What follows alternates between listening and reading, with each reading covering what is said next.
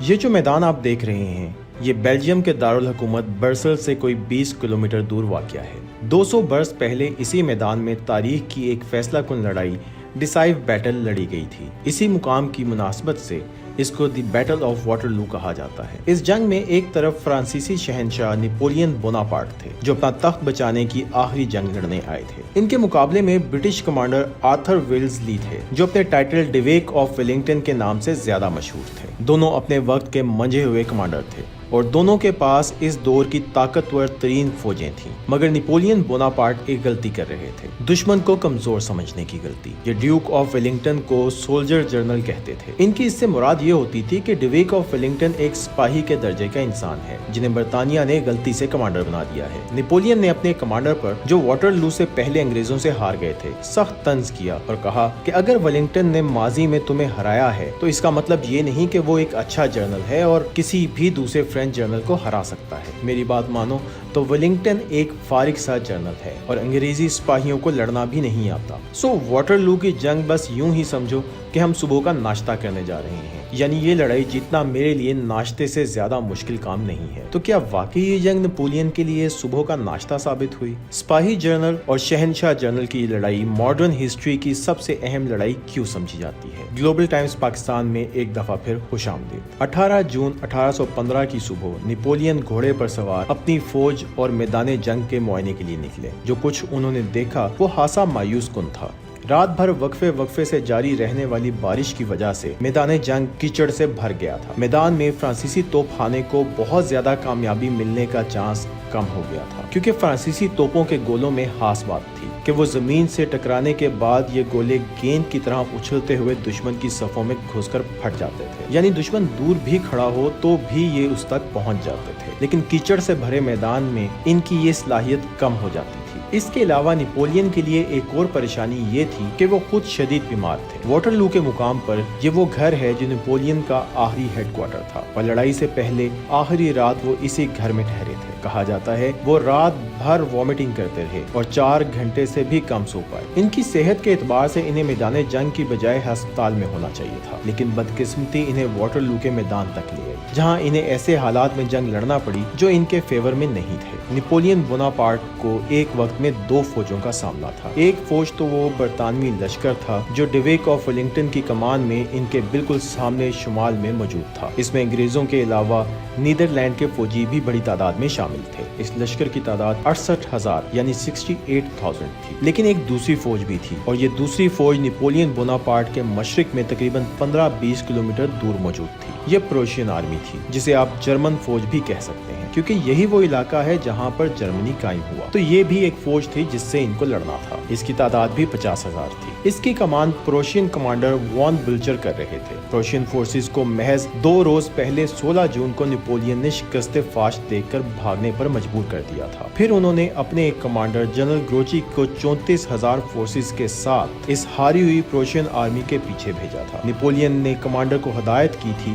کہ پروشین آرمی کو اتنا دور دھکیل دیا جائے کہ وہ انگریزوں کی مدد کے لیے نہ پہنچ سکیں، لیکن ہوا یہ تھا کہ نپولین کے ایک کمانڈر نااہل ثابت ہوئے، وہ راستہ بھٹک گئے اور مرکزی پروشین آرمی کی لوکیشن نہ ڈھونڈ سکے۔ پروشین آرمی اب واٹرلو کے بہت قریب پڑاؤ ڈالے ہوئے تھی اور کسی بھی وقت برٹش کمانڈر ڈویک آف ویلنگٹن کی مدد کے لیے آ سکتی تھی۔ ان دونوں فوجوں کے مقابلے کے لیے نپولین کے پاس اس وقت محض 72,000 فوجی تھے۔ میدان جنگ کی صورتحال بھی نپولین کے لیے آئیڈیل نہیں تھی۔ ایک تو بارش کی وجہ سے توپ خانے کی نقل و حرکت میں مشکل ہو رہی تھی، لیکن دوسرا مسئلہ یہ تھا کہ برٹش کمانڈر ڈویک آف ویلنگٹن کی زبردست جنگی پلاننگ۔ واٹرلو کو میدان جنگ کے طور پر بھی نپولین نے نہیں بلکہ برطانوی کمانڈر نے چنا تھا۔ اس کی وجہ یہ تھی کہ برٹش آرمی کے جوانوں کی اکثریت ناتجربہ کار تھی اور ان کے توپ خانے کی صلاحیت بھی فرانسیسیوں سے کم تھی۔ ڈویک آف ویلنگٹن جانتے تھے کہ اس توپ خانے اور فوج کے ساتھ اگر انہوں نے پہلے نپولین پر خود حملہ کر دیا تو شکست ہی ان کا مقدر ہوگی۔ انہوں نے جنگ کے لیے ایسا مقام ڈھونڈنے کا فیصلہ کیا جہاں وہ اپنی فوج کو محفوظ دفاعی پوزیشن میں کھڑا کر سکیں۔ واٹرلو کا یہ میدان انہیں اپنی اس دفاعی ڈیفینسو اسٹریٹجی کے لیے انتہائی موزوں لگا تھا، اس لیے انہوں نے یہیں پڑاؤ ڈال دیا۔ واٹرلو کی خوبی یہ تھی کہ اس کے وسیع میدان کے ایک حصے میں ڈھلوان تھی۔ ڈویک آف ویلنگٹن نے اس سلوپ کے پیچھے اپنی زیادہ تر فوج کو چھپا لیا تھا۔ ڈھلوان کے سامنے فرانسیسی فوج کھڑی تھی اور انہیں برطانوی فوج نظر نہیں آ رہی تھی۔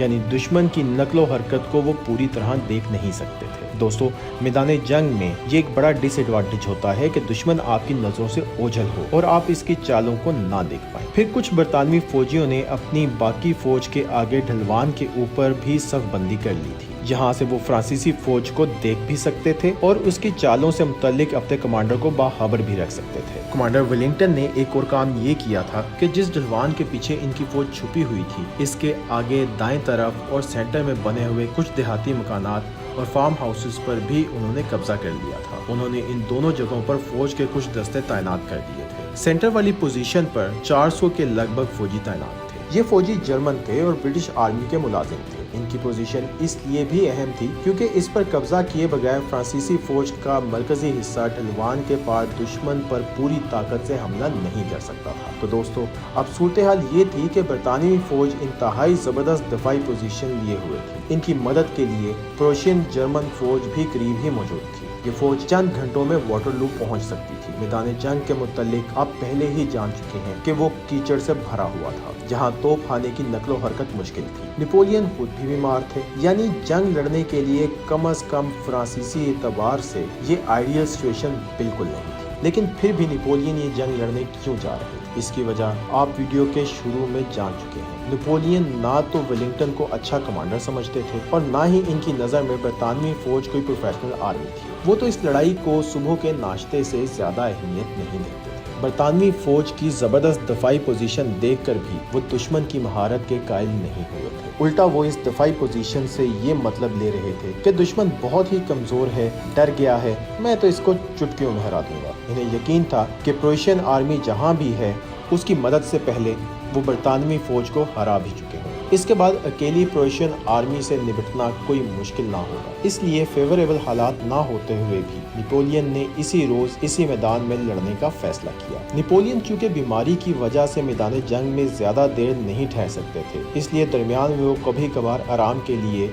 या प्रोशियन आर्मी की आमद के मुमकिन रास्तों का जायजा लेने के लिए मैदान जंग से हट भी जाते थे। इनकी गैर मौजूदगी में सीनियर फ्रेंच कमांडर मिशेल नी फौज की कमान संभालते थे। तो दोस्तों, ये वो बंदोबस्त था जिसके साथ अब वाटरलू का तारीखी सरसब्ज मैदान खूनी जंग में ढलने वाला था। 18 जून की सुबह 11:35 पर फ्रांसीसी तोपखाने ने दुश्मन पर फायर खोल दिए। बरतानवी फौज के कुछ दस्ते जो ढलवान के ऊपर खड़े थे, इन्हें खासा नुकसान पहुंचा। अलबत्ता इनके अक्ल में ढलवान के पीछे छुपी हुई ज्यादातर फौज महफूज रही। ये बरतानवी फौजी ढलवान के साथ लेट गए थे, जिसकी वजह से गोले इनके सरों के ऊपर से गुजरकर दूर गिरते रहे। ब्रिटिश कमांडर ने अपने तोपखाने को जवाबी फायरिंग से रोके रखा था ताकि इनका बारूद जाया ना हो और नहायत अहम मौके पर ही काम आए। कुछ देर बाद नेपोलियन के हुक्म पर फ्रांसीसी तोपें खामोश हो गई। इसके बाद उन्होंने कुछ पैदल दस्तों को मैदान में बाएं जाने मौजूद फार्म हाउस पर कब्जे के लिए भेज दिया, जबकि एक दूसरे दस्ते को सेंटर में मौजूद छोटे से फार्म हाउस पर, जहां जर्मन फौजी तैनात थे, इस पर हमले का हुक्म दिया। फ्रांसीसी फौज ने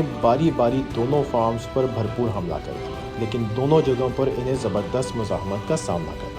बाईं जानिब वाले फार्म हाउस, जिसे हगमोंट फार्म कहते थे, वहां बरतानवी फौजी ने फ्रांसीसियों का खूब मुकाबला किया। फ्रेंच फोर्सेस एक मौके पर फार्म के सहन में दाखिल हो गई, लेकिन ब्रिटिश फोर्सेस ने इन्हें फिर बाहर धकेल दिया। नेपोलियन ने बार बार फौजी दस्ते इस फार्म हाउस की तरफ भेजे, गोलाबारी भी की गई, लेकिन लड़ाई के आखिर तक ये पोजीशन फ्रांसीसियों के कब्जे में ना आ सकी। यूं बेकार में ही सैकड़ों फ्रांसीसियों की जानें जाया हो गई। हॉगमोंट में अगर ये सूरत हाल थी दोस्तों, तो सेंटर वाले फार्म हाउस में भी यही सूरत हाल थी। सेंटर वाला फार्म हाउस जो लाहे सेंट कहलाता था, वहां जर्मन फोर्सेस ने फ्रांसीसियों का पहला हमला बुरी तरह पसपा कर दिया। फ्रांसीसियों ने कुछ देर बाद दूसरा हमला किया। दोनों तरफ से बहुत से सिपाही मारे गए। एक खूनी मार्के के बाद फ्रांसीसी फौजी फार्म में दाखिल हो गए। 400 जर्मन्स में से कुल 42 फौजी ही जान बचाकर फरार हुए और ढलवान के पीछे बरतानवी फौज से जा मिले। यूं इस फार्म हाउस पर फ्रेंच परचम लहराने लगा। जब फार्म्स पर कब्जों की लड़ाई हो रही थी, तो उस वक्त बरतानवी और फ्रांसीसी फोर्सेस के मरकजी हिस्सों में भी बराह रास्त जंग शुरू हो चुकी थी। ہوا یہ کہ نپولین کی فوج کا دایاں حصہ اپنے سامنے موجود برطانوی فورس جو کہ ڈھلوان کے اوپر کھڑی تھی اس کی طرف بڑھنے لگا۔ برطانوی توپ خانے نے اس فورس پر فائر کھول دیا اور اسے خاصا نقصان پہنچایا، لیکن یہ جوان آگے بڑھتے رہے۔ یہ سپاہی 150 کی صفوں میں آگے پیچھے چل رہے تھے، لیکن ان کے مقابلے میں جو برطانوی دستے تھے وہ ڈھلوان کے آگے ایک ہی طویل سنگل لائن میں کندھے سے کندھا ملا کر کھڑے تھے۔ اس صف بندی کا فائدہ یہ تھا کہ تمام برطانوی فوجی ایک ہی وقت میں اپنی بندوقوں سے دشمن پر نشانہ لے سکتے تھے، جبکہ دشمن کی صفیں جو ایک سنگل لائن سے چھوٹی تھیں ان کے لیے ایسا فائر کرنا مشکل تھا۔ برطانوی حکومت کوئی رسک نہیں لینا چاہتی تھی۔ انگریزوں نے نپولین کو اتنی دور بھیجنے کا فیصلہ کیا جہاں سے وہ کسی طور فرانس واپس نہ آ سکے۔ یہ جو جزیرہ آپ سکرین پر دیکھ رہے ہیں یہ افریقہ اور ساؤتھ امریکہ کے درمیان اٹلانٹک اوشن میں واقع ہے۔ اسے سینٹ ہیلینا کہتے ہیں۔ نپولین کو اسی جزیرے پر جلا وطن کیا گیا تھا۔ اس کی لوکیشن دیکھ کر آپ سمجھ گئے ہوں گے کہ یہ جگہ برطانیہ اور فرانس سے بہت ہی دور ہے۔ اسی جزیرے پر نپولین نے اپنے آخری برس گمنامی میں اور بیماری سے لڑتے ہوئے گزارے، جہاں انہیں رہنے کے لیے یہ گھر دیا گیا تھا جسے لانگ ووڈ ہاؤس کہتے تھے۔ اسی گھر میں نپولین نے اپنی یادداشتیں بھی لکھوائی۔ نپولین چونکہ واٹرلو کے میدان میں ہی بیمار ہو گئے تھے، اس لیے جزیرے پر انہیں انگریزوں کی طرف سے ایک ڈاکٹر بھی مہیا کیا گیا تھا، لیکن علاج کے باوجود وہ صحت یاب نہیں ہو سکے۔ شاید واٹرلو کی شکست اور اپنے امپائر کے چھن جانے کے ڈپریشن نے انہیں بیماری سے مقابلہ کرنے کے قابل ہی نہیں چھوڑا تھا۔ 5 مئی 1821 کے روز نپولین بوناپارٹ کی موت ہو گئی۔ ان کی عمر محض 51 برس تھی۔ انگریزوں نے ان کی لاش کا پوسٹ مارٹم کروایا اور اس سے یہ بات سامنے آئی کہ انہیں معدے کا کینسر لاحق تھا۔ دوستو، نپولین ایک مشہور زمانہ جنرل تھے، اس لیے ان کی موت کی کہانیاں آج تک ختم نہیں ہوئی۔ یہ معمہ آج بھی حل طلب ہے کہ انہیں انگریزوں نے زہر دیا تھا یا واقعی ہی یہ کینسر کی وجہ سے مرے تھے۔ کہا جاتا ہے کہ انہیں مارنے کے لیے آرسنک زہر استعمال کیا گیا تھا، جو کھانے پینے کی کسی چیز میں ملا کر انہیں دیا جاتا تھا۔ پھر جدید میڈیکل ایکسپرٹس اور ہسٹورینز اس کے برعکس یہ سمجھتے ہیں کہ نپولین کی موت معدے کے سرطان یعنی کہ اسٹمک کینسر سے ہوئی تھی۔ زہر کا اس میں کوئی تعلق نہیں تھا۔ ان کی دلیل یہ ہے کہ نپولین کے والد اور ان کی بہن کی موت بھی اسی بیماری سے ہوئی تھی، یعنی ایکسپرٹس کی رائے میں یہ اسٹمک کینسر نپولین کی فیملی میں تھا۔ یہ موروثی بیماری تھی۔ نپولین بوناپارٹ کو موت کے بعد ان کی ڈیڈ باڈی کو محفوظ کر کے سینٹ ہیلینا جزیرے پر ہی ایک قبر میں دفن کیا گیا تھا، لیکن 19 برس بعد 1840 میں فرانسیسی حکومت کی درخواست پر ان کے جسم کو قبر سے نکال لیا گیا۔ ان کا تابوت کھولا گیا تو ان کی لاش بڑی حد تک درست حالت میں موجود تھی۔ ان کے تابوت کو جلوس کی شکل میں ساحل پر لے جایا گیا۔ اس موقع پر راستے کے دونوں طرف فوجی کھڑے تھے جنہوں نے نپولین کو سلامی دی۔ پھر ان کے تابوت کو ایک بحری جہاز میں فرانس روانہ کر دیا گیا۔ فرانس میں حکومتی عہدیداروں نے اس تابوت کو ریسیو کیا۔ پھر پیرس میں پورے سرکاری اعزاز کے ساتھ ان کی آخری رسومات ادا کی گئیں۔ ان کی باڈی کو اس نئے سفید اور سبز سنگ مرمر سے سجے مقبرے میں رکھ دیا گیا۔ سینٹ ہیلینا جزیرے میں نپولین کی پرانی قبر کے گرد بھی جنگلہ لگا کر اسے بھی محفوظ بنایا گیا ہے، اور اس کے علاوہ اس جزیرے پر جس گھر میں ان کے آخری دن گزرے اسے بھی محفوظ رکھا گیا ہے، اور اس کے صحن میں فرانس کا پرچم بھی نصب ہے۔ لیکن یہ جزیرہ اس وقت بھی برطانیہ کی اوورسیز کالونی میں شامل ہے، یہ فرانس کا حصہ نہیں ہے۔ نپولین تو اس طرح جلا وطنی میں ایک چھوٹے سے جزیرے میں وفات پا گئے، لیکن انہیں ہرانے والے برٹش کمانڈر ڈویک آف ویلنگٹن برطانیہ کے ہیرو بن گئے۔ وہ 1828 اور پھر 1834 میں 2 بار برطانوی وزیر اعظم بھی منتخب ہوئے۔ دوستو، آپ کے خیال میں نپولین بوناپارٹ اور ڈویک آف ویلنگٹن میں سے کون بڑا کمانڈر تھا، اور ان میں سے کون on the right side of history تھا؟ کمنٹس میں ہمیں ضرور بتائیے گا۔ اگر آپ کبھی بیلجیم جائیں تو واٹرلو کا میدان بھی ضرور دیکھیے گا۔ اس میدان جنگ میں تمام تاریخی آثار آج تک محفوظ رکھے گئے ہیں۔ میدان جنگ میں جن فارم ہاؤسز کے لیے لڑائی ہوئی تھی وہ بھی محفوظ ہیں۔ یہاں ایک مصنوعی پہاڑی بھی بنائی گئی ہے جس پر ایک شیر کا مجسمہ یادگار کے طور پر نصب ہے، اس لیے اس پہاڑی کو لائن ماؤنٹ یا ببر شیر کی پہاڑی کہتے ہیں۔ نپولین نے واٹرلو سے پہلے جس عمارت میں قیام کیا تھا اسے بھی میوزیم میں بدل دیا گیا۔ اس کے علاوہ برطانوی دارالحکومت لندن کے مرکز میں واٹرلو ریلوے اسٹیشن بھی قائم ہے۔ لفظ واٹرلو کو انگریزی زبان میں ڈیفیٹ یعنی شکست کے متبادل کے طور پر بھی استعمال کیا جاتا ہے، یعنی یہ اتنی بڑی جنگ تھی کہ اس نے انگلش گرامر میں بھی اضافہ